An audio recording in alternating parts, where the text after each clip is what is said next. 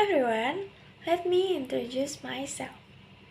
My name is Trilastari Mamasati with NPM 224111081, Management Class 22C. In this video, I will explain the material from the Economic Statistics course. Uji normalitas. Uji normalitas adalah uji statistik yang digunakan untuk menguji apakah data yang diamati memiliki distribusi normal atau tidak. Distribusi normal adalah distribusi yang terlihat seperti gunung atau bel, yang terpusat di tengah, dengan sebagian besar data yang terkonsentrasi di sekitar titik tengah, dan sebagian kecil yang tersebar di sekitar ujung atas dan bawah.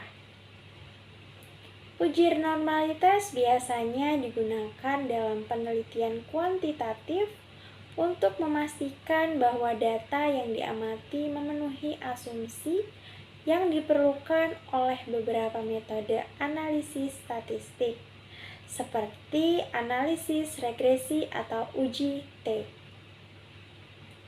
Jika data tidak memiliki distribusi normal, maka metode-metode tersebut mungkin tidak memberikan hasil yang akurat, sehingga penting untuk mengetahui apakah data tersebut normal atau tidak.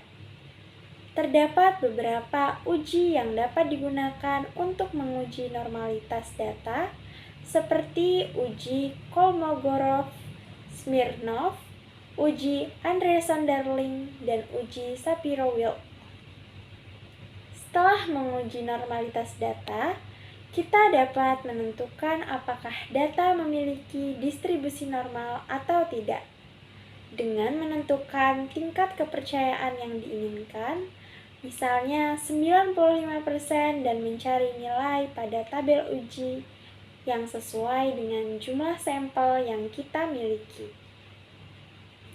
Jika nilai P lebih kecil dari tingkat kepercayaan yang dipilih, maka hipotesis nol dapat ditolak, yaitu bahwa data memiliki distribusi normal. Uji normalitas penting dalam statistik karena dapat memastikan bahwa data yang digunakan dalam analisis statistik memenuhi asumsi yang diperlukan oleh beberapa metode analisis statistik, sehingga dapat memberikan hasil yang akurat.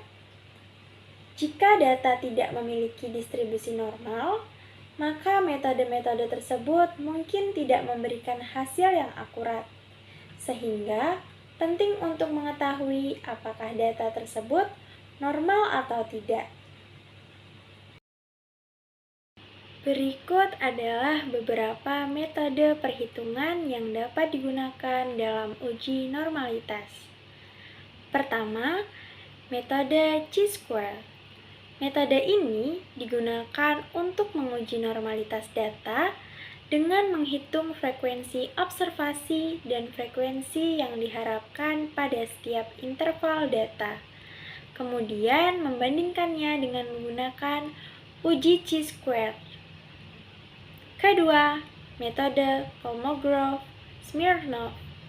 Metode ini menghitung jarak antara kurva distribusi normal dan kurva distribusi data yang diamati. Kemudian membandingkannya dengan menggunakan uji Kolmogorov-Smirnov. Ketiga, metode Lilliefors. Metode ini merupakan variasi dari metode Kolmogorov-Smirnov yang digunakan untuk sampel kecil, dengan menghitung jarak antara kurva distribusi normal dan kurva distribusi data yang diamati. Kemudian membandingkannya dengan menggunakan uji Lilliefors. Keempat, metode Anderson-Darling. Metode ini menghitung jarak antara kurva distribusi normal dan kurva distribusi data yang diamati. Kemudian membandingkannya dengan menggunakan uji Anderson-Darling. Kelima, metode Shapiro-Wilk. Metode ini menghitung koefisien korelasi antara data yang diamati dan data yang diharapkan pada distribusi normal. Kemudian, membandingkannya dengan menggunakan uji Shapiro-Wilk. Berikut adalah langkah-langkah untuk melakukan uji normalitas pada data menggunakan perangkat lunak SPSS. Pertama, buka program SPSS dan masukkan data Anda ke dalam spreadsheet. Kedua, klik menu Analysis dan pilih Descriptive Statistik. Ketiga, pilih Explore. Keempat, masukkan variabel yang akan diuji normalitas pada jendela Explore. Kelima, pilih Plots dan centang Normality Plots with Test. Keenam, pilih Continue dan OK. Ketujuh, hasil uji normalitas akan muncul pada jendela Output.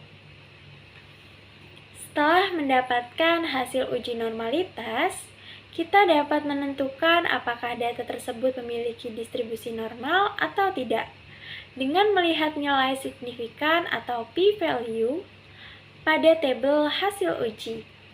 Jika nilai p lebih besar dari tingkat kepercayaan yang dipilih, biasanya 0,05, maka hipotesis nol dapat diterima, yaitu data memiliki distribusi normal. Sebaliknya, jika nilai P lebih kecil dari tingkat kepercayaan yang dipilih, maka hipotesis nol dapat ditolak, yaitu data tidak memiliki distribusi normal. That's all the material I can convey. Thank you and see you in the next video.